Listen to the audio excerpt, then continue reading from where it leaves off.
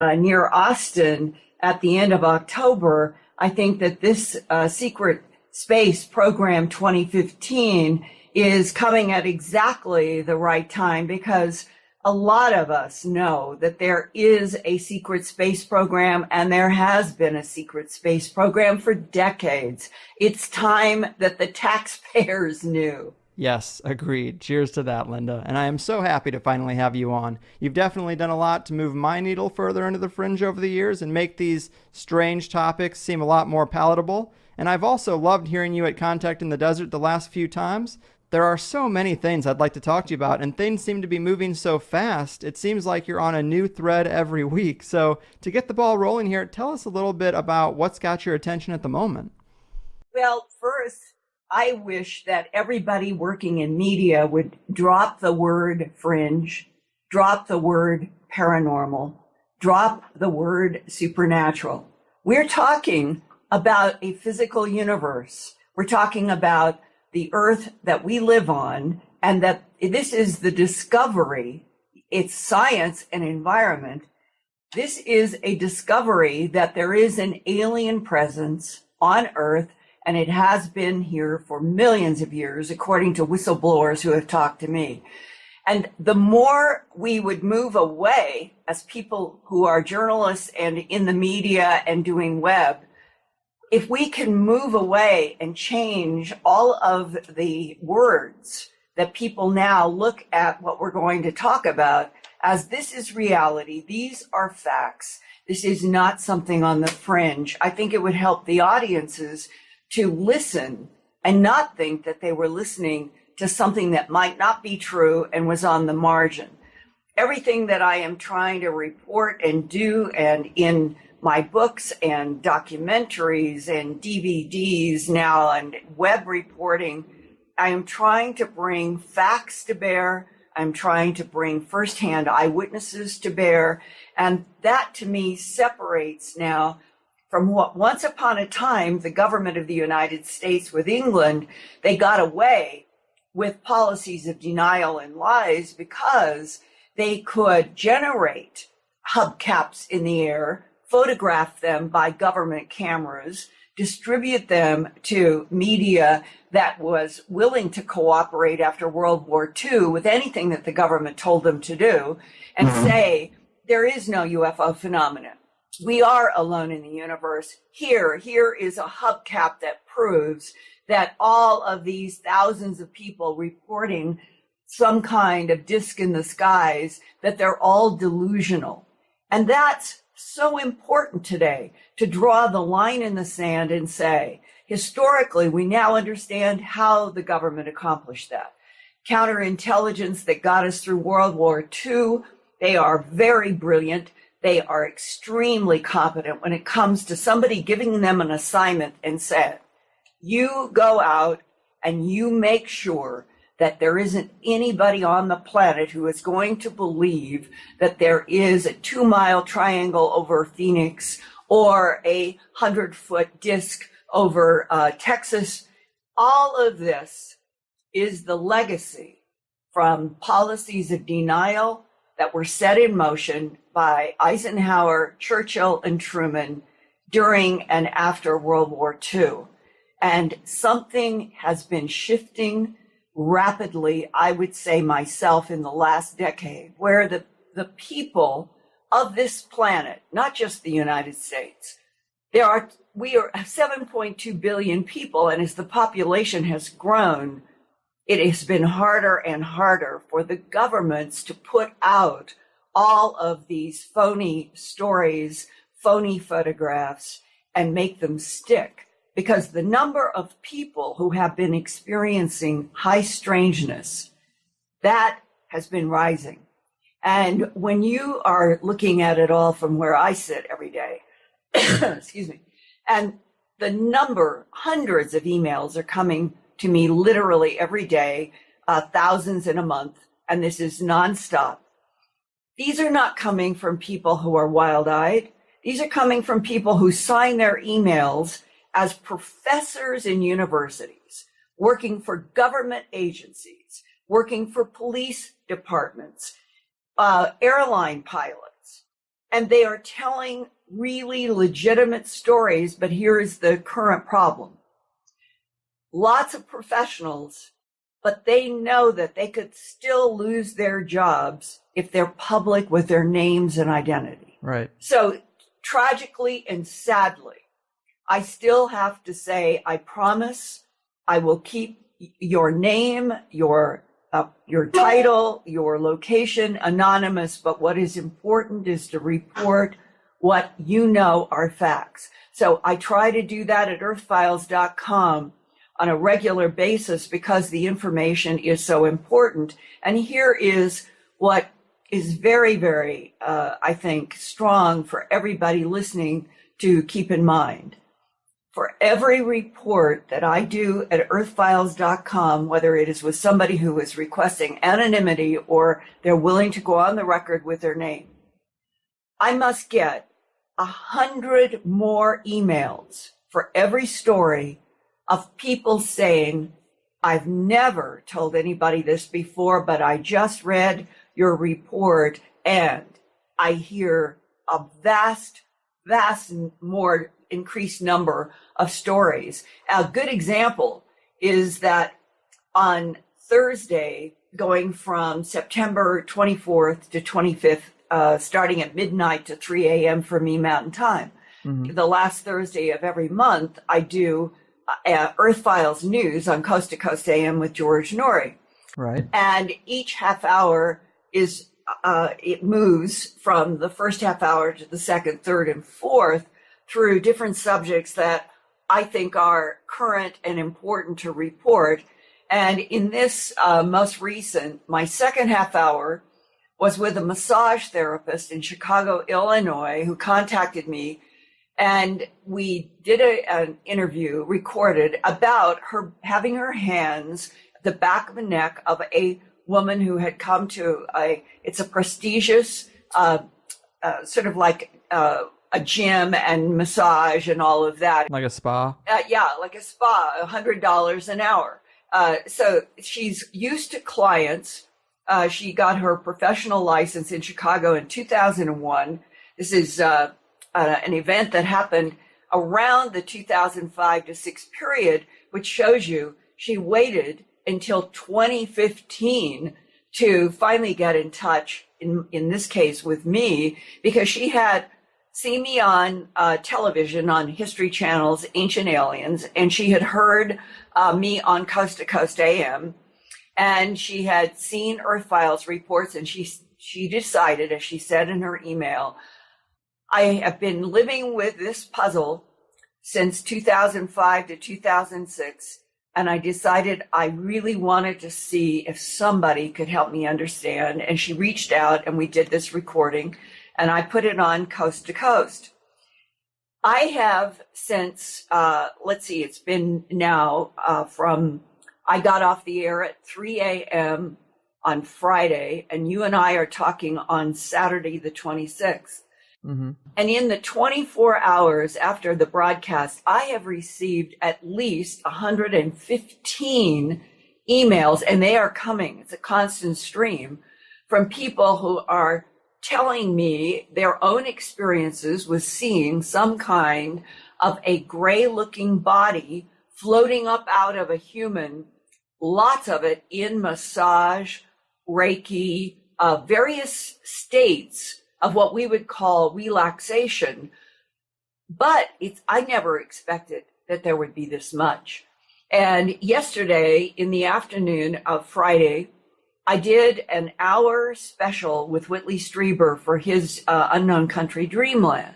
Mm-hmm. And to my astonishment, Whitley, for the very first time ever, described that he has had the same experience, understands it, has had people who have communicated, but he had never reported it until I did the Coast broadcast, and then we decided we would do one with him yesterday.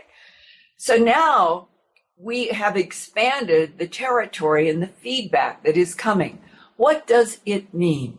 What in the world does it mean that perhaps hundreds, thousands of people have been sitting on a phenomena that they have not shared, about being massage therapists and seeing what looks like a black black-eyed, shaped like almonds, large head, gray, slit mouth, thin neck, gray body, and not human, come up out of a human body that is being massaged. What does it mean? Well, it isn't just right now.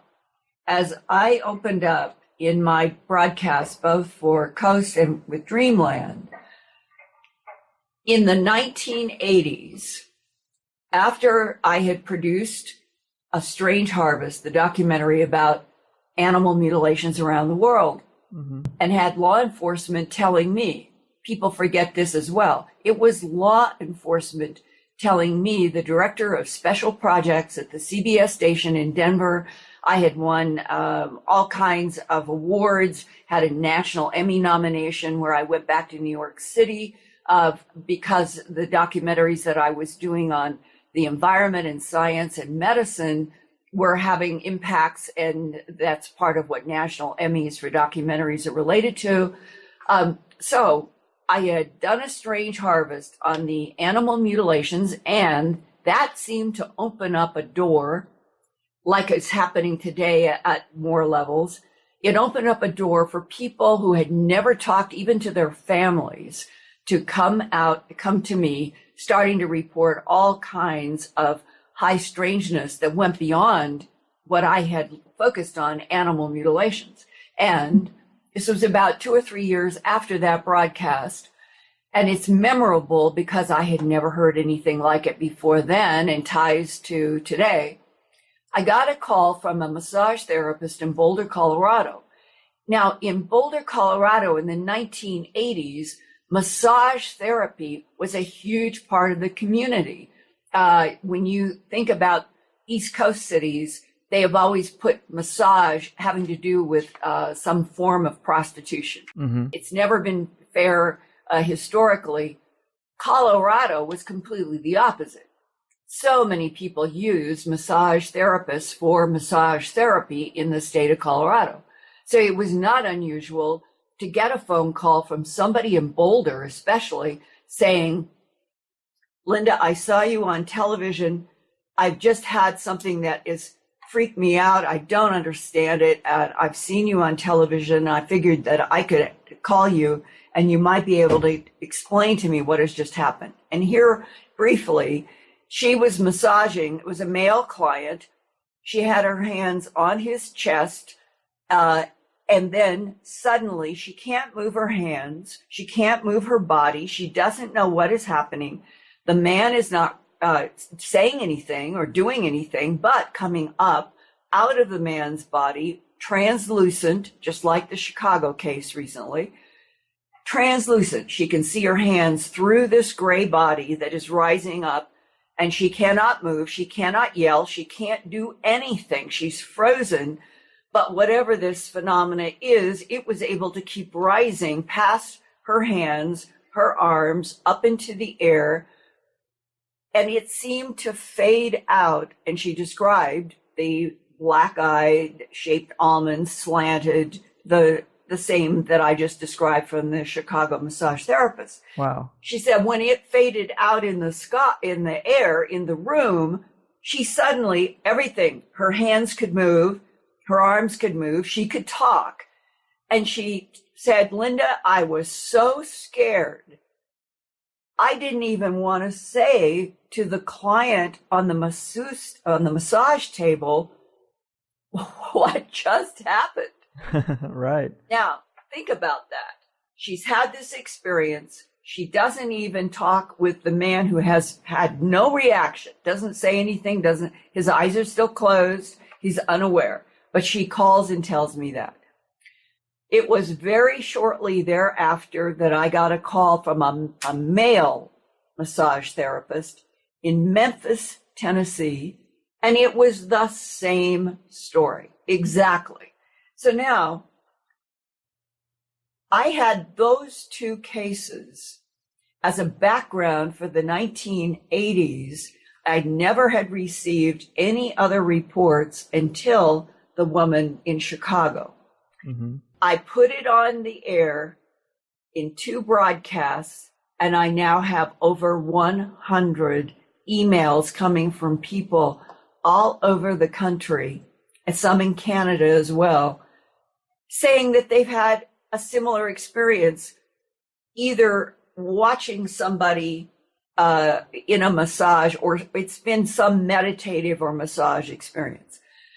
And everybody is saying the same thing, including Whitley Strieber, who has had the experience himself. He said, Linda, what do you think this means? Right. And I turned it around to him and I said, Whitley, of all of us, you are the one person that I know who has had the longest, closest, we'll call it interactive experiences with the non-human intelligence, at least one type, the Greys.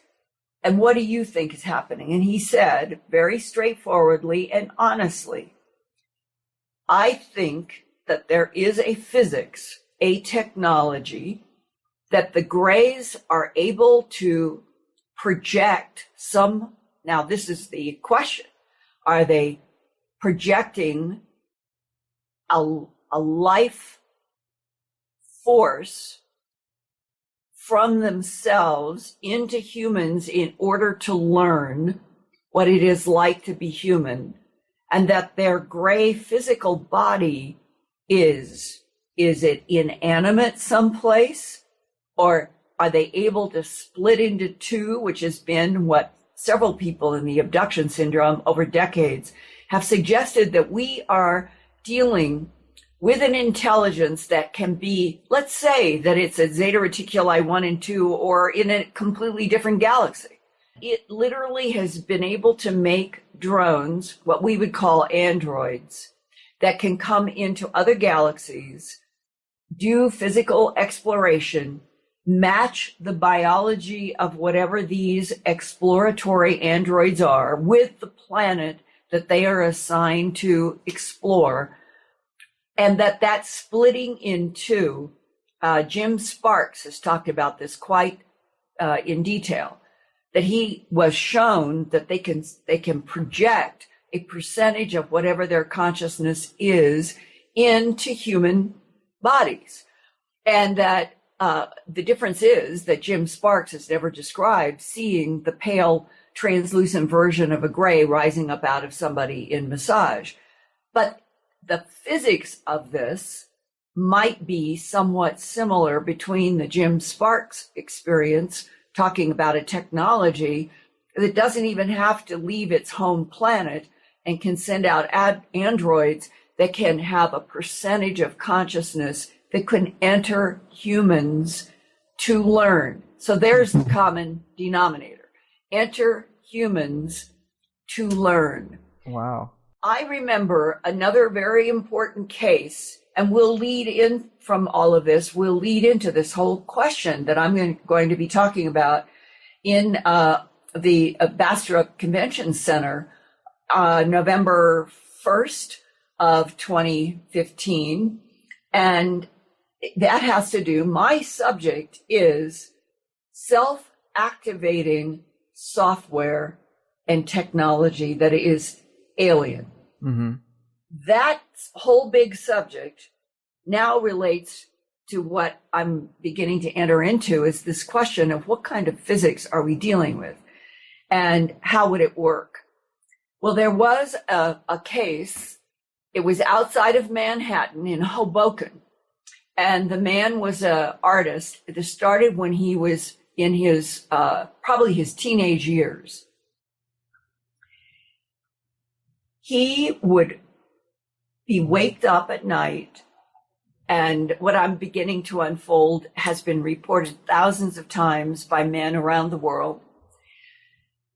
And he would see a version of a female that was not human, but was female, floating over his bed, on the bed.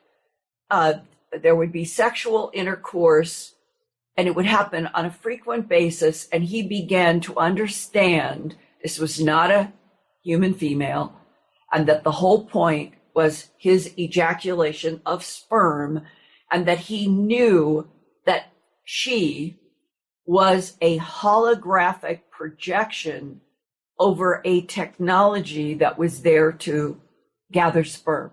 And other men have described this, but his is the most detailed, and it leads to, I've always kept this case as remember this with David Huggins in Hoboken, New Jersey, because someday this might, what I'm going to now share, might be very, very important in understanding why the non-humans are here, how they interact, male and female, and what it is that is most valuable to them. So now, going beyond the collection of sperm through something that seems to be like a holographic projection. One night, after this had been going on for several years, a praying mantis, and the praying mantis type shows up in various, whether it's in front of human females or human males or even human children. 7 to 8 foot tall, looks just like on Earth what would be like a praying mantis, green, large, scares people to death for like a fraction of a second to a second or two. And then however the praying mantis manages this, I don't know a human who has had this experience with the praying mantises that have not had this next part happen. The human is flooded with peace, relaxation from their fear, telepathic communication from this huge, gigantic, insect-looking being. And every man, woman, and teenager that I've ever talked to who has encountered one of these things says almost exactly the same words. Have no fear. I'm not here to hurt you. And they feel a flood of huge sadness coming from this. And they get a telepathic, sometimes an image, sometimes a telepathic download. And this is the part that's impossible for the human to comprehend. But this is what is almost universal in the interaction with these praying mantises.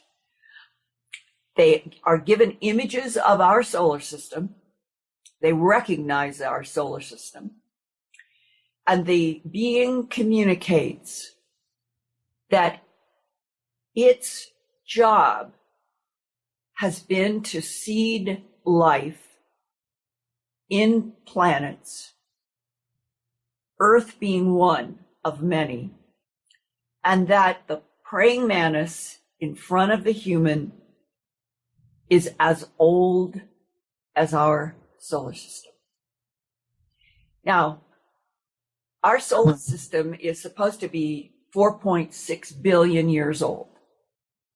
The idea that there could be a continuous organic life form that could sustain itself mentally, physically, spiritually, any other way for 4.6 billion years is outside of any frame of understanding that humans could ever have, right? Right. Now, that doesn't mean that human knowledge is all there is.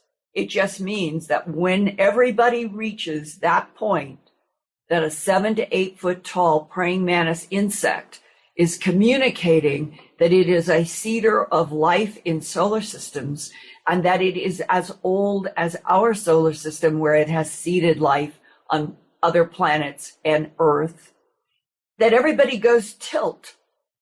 And I understand why. But with that as sort of background, I'm now going to tell you what happened with David Huggins in Hoboken, New Jersey, across the river from New York, after having years of knowing that sperm was being collected from him.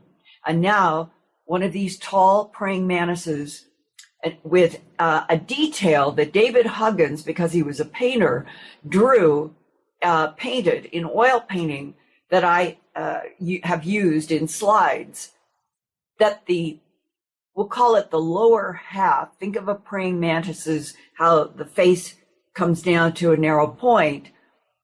In his, and surprisingly enough, I've learned over time, other people have seen this, but they were afraid to say it because they were already describing something so strange. He drew or painted that in the lower part of the praying mantis's head, it glowed light. That glowing of light in the praying mantis's face, when you listen to other people who have encountered the praying mantises, and because I have had that background with David Huggins, I can ask people, was there anything else unusual about the praying mantis's face? I'd say 6 out of 10 people say, oh God, it even glowed light. I've heard this, right? Okay, so these are the things that the more cases you have and you begin to learn, ask. You don't want to lead. You don't want to say, did you see light? Right. That's wrong. Every reporter and investigator should never, ever lead. But you can ask legitimately that question. Was there anything else unusual about the head or the face? That's a legitimate question. Right. And when you hear 6 out of 10 people say, oh my God, it was glowing light, then you know that David Huggins' oil painting going back, he drew that or painted that in the early 1970s. Wow. You have to take it seriously. And here's now what he said next happened. The praying mantis, this is all telepathic, puts images and thoughts into David Huggins, who is standing stark naked it was a bed. It was like a big living room with a bed at one end. So he didn't have like an apartment or a house. He had like a loft type place. So he has gotten out of bed, and now there is a female that looks exactly like all of these females that have, or a female image that has come and collected sperm. Now there is one standing next to him. He's standing, she's standing. This is now not like the holographic drama. And the praying mantis is in front of both of them, and he gets the download,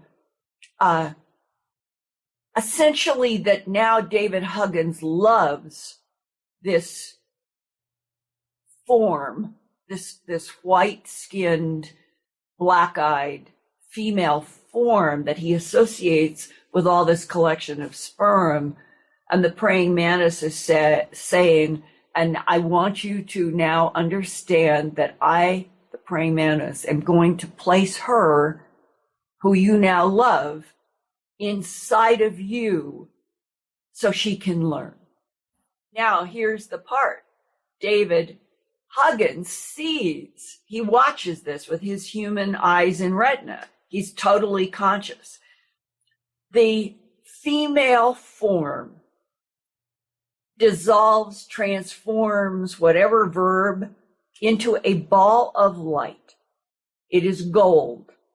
And that ball of light comes into his chest, abdomen area, enters him. He's completely conscious. He feels a warmth entering him.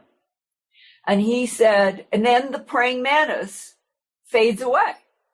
Here was this huge thing in his room, and it fades away. How did they do this? How is the technology for the fading in, fading out, popping in, popping out? That's a whole other issue of this self-activating software that I'm going to be talking about at the Austin conference, the Secret Space conference. But David Huggins, who called me only a couple of years ago, just as an update, I asked him, is she still in you? And he said, no, she was there, and he knew she was there for 2 or 3 years. And it gave him oddly comfort. He said he was never afraid of it. But the collection of the sperm stopped 100%. There was no more of that. She's now living inside of him, looking through his eyes and mind, and who knows, I'm filling in here on the assumption that all of our senses and what we are as humans can somehow be entered, and that whatever form you want to say that light is, it is a consciousness using human consciousness to learn and can leave. Mm-hmm. Now, Whitley used almost the same words yesterday he said it's the first time he had ever described his own experience with this. And he said his residue was and is that these beings, the gray ones, do have this ability in a form that he doesn't understand. Whitley doesn't pretend to understand anything about the physics of this, and neither do I.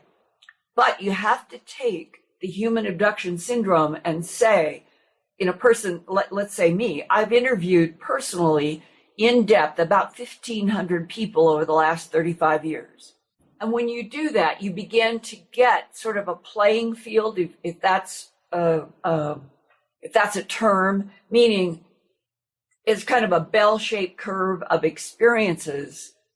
And in that, you begin to, as soon as somebody says a particular color, a ball of light, whatever it is, you then have all this background in your own experience that you now are going to ask questions to see, not to lead, but just to see if anything more comes out that's on this big playing field or profile of what others have experienced.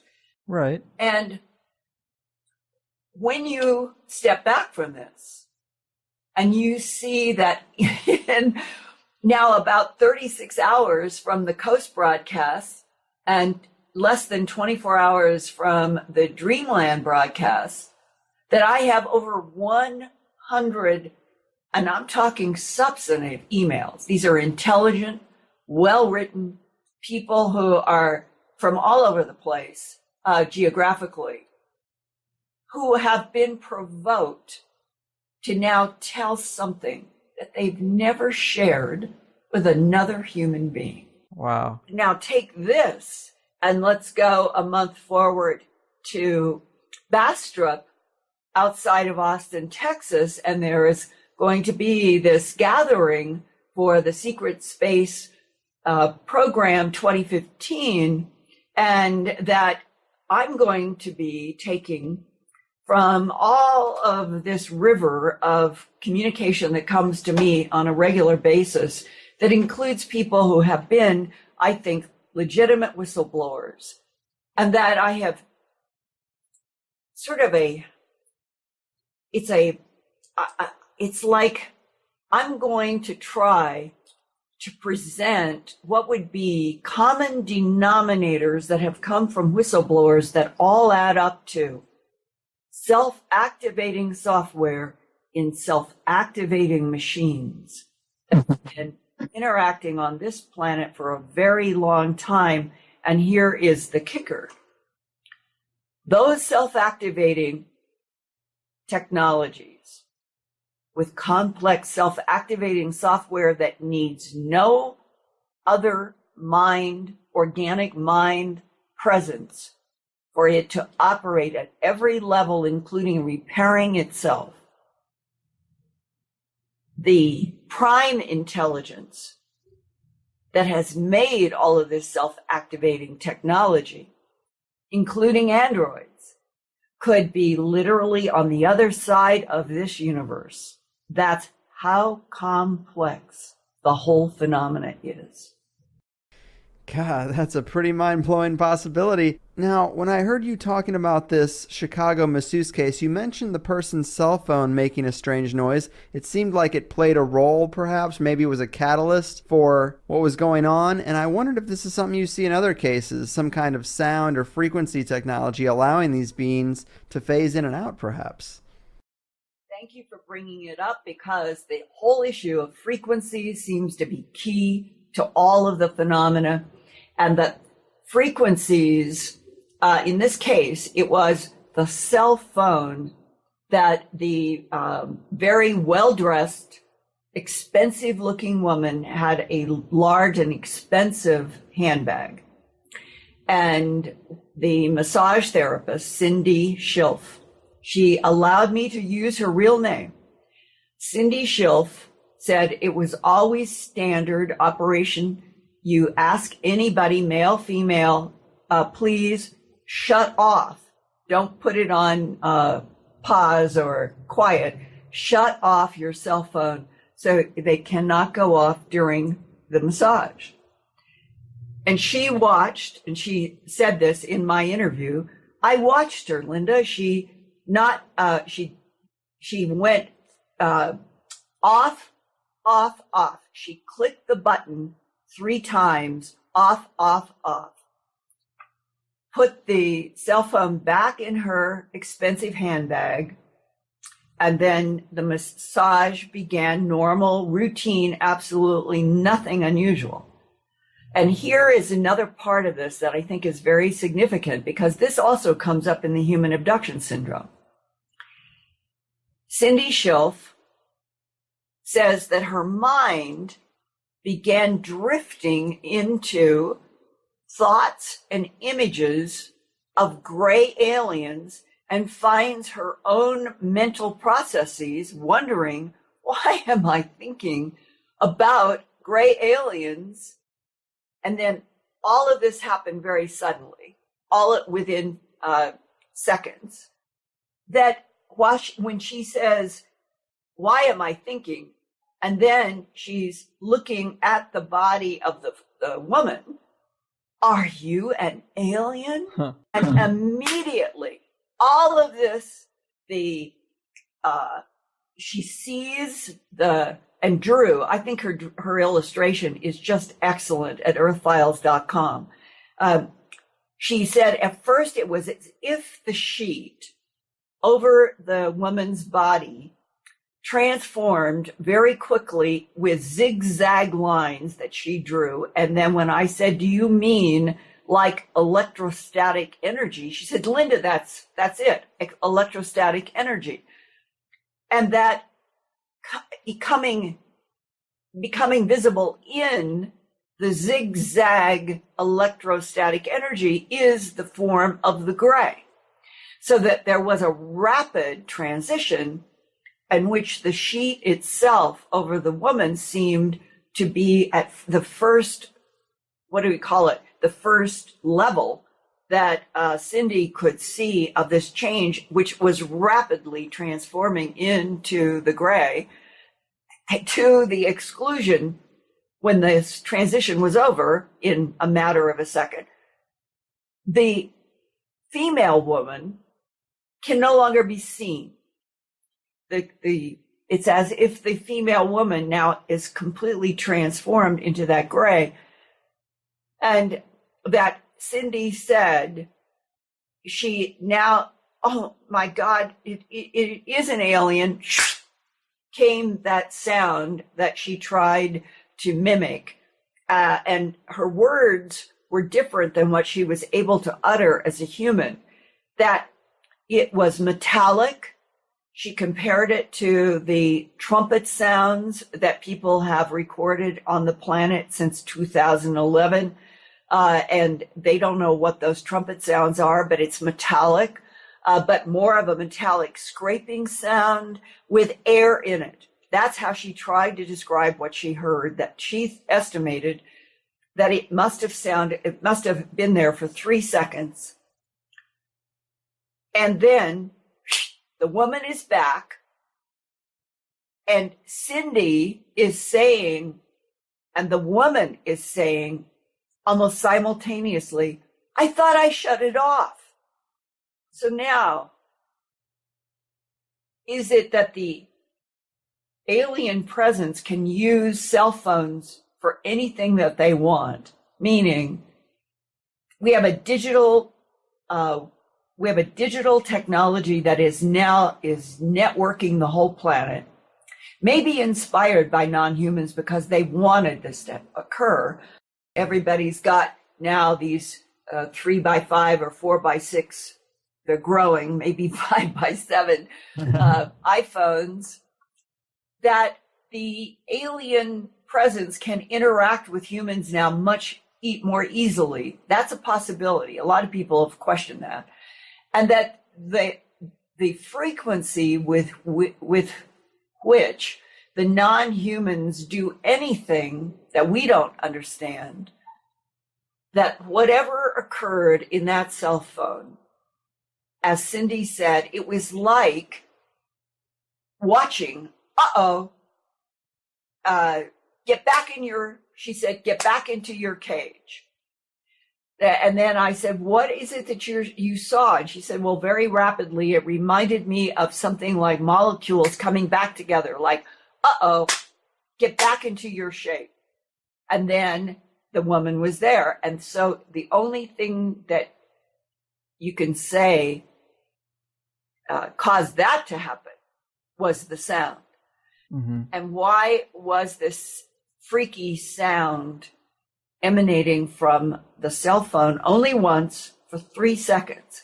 And Cindy said, if it's a normal phone that goes off, you have a ring, and then a ring, and then a ring, and so forth. This was just one blast that seemed to bring the gray alien transition to an end, and the woman was there. And just like those cases that I told you about in Boulder and Memphis, right, the woman did not have, there was nothing beyond the sound of her phone going off and herself. I thought I shut that off. The woman had no awareness of what it was that Cindy Schilf saw happen. And Cindy Schilf, like the other two, said literally nothing to the woman, nothing about what just happened. Did you know that a gray being nothing? So you have a disconnect that the humans who observe this in other humans are so shocked, are so stunned, they can't have dialogue with the person that they saw just transition from a gray. What would happen in those moments if humans did say, do you know that I just saw you turn into a gray being? What happened? What would the response be? My guess is there is no consciousness. That it is not like David Huggins knowing that he saw a transition into a ball of light entering. That humans are not aware that in the 7.2 billion now living, in fact, I think the new number is 7.6 billion, keeps going up exponentially all the time, the population on Earth, that there might be hundreds of thousands of people who have some, we'll call it technological relationship, in which grays are seeing the world and feeling emotions and doing all of this through humans, and they haven't got a clue. Mm-hmm. Back to Cindy's question to me and to Whitley's question, what does this mean? What are all of these learning episodes, if you put it that way, being able to be students of Earth by somehow technologically putting consciousness of the grays inside of human consciousness for some period of time? What is that evolving toward? Right. It's a lot of trouble and effort just to occupy a human body. There must be something else we don't understand. What's the end goal here? Exactly. And I do not have an answer. Whitley Strieber does not have an answer. Jim Marrs does not have an answer. None of us have an answer to that question. And then jump to where the whistleblowers come from, the government and the military. you get the impression that these guys who whistleblow, they become exposed to some small piece. It's because they're in a military operation and they see non-humans, not necessarily grays, there are other types, but they see non-humans during a black ops operation. They know that we're working with some kind of non-humans. They know that we have a secret space program. They know that we are very concerned about some kind of intelligence coming from outside of our satellites to Earth. Everybody who has tried to investigate a lot into the extraterrestrial question, it doesn't take long that you have people that are frustrated or angry because they do not think it is right, that they know that there are non-humans among us. They know that the government is working with non-humans, and they think that the human family should know. That's why they're whistleblowers. Mm-hmm. Well, Linda, that pretty much brings us to the end of the show. Fascinating stuff. Again, earthfiles.com is your website, and you're going to be at the Secret Space Program Conference in Austin, Texas, the weekend of the 31st of October. Is there anything else you'd like to tell the listeners before we call it a day? I just want them to know you are an extremely intelligent interviewer, and it has been a pleasure to work with you today. Oh, thank you so much. That means a lot coming from you in particular. You're one of my favorite alternative journalists. You're always well-researched, and you make the most far-out possibilities seem so plausible, and that's a beautiful thing. So thank you so much. Have a great time in Austin. Hopefully we can do this again sometime. And just take that word alternative away. I am a mainstream reporter and always have been. Fair point, fair point. I'm going to have to retrain myself, but thanks again, Linda. This has been awesome. Keep doing what you do and take care. Thank you. Whoa, guys. Whoa. Linda Moulton Howe. Let's hear it. I'm talking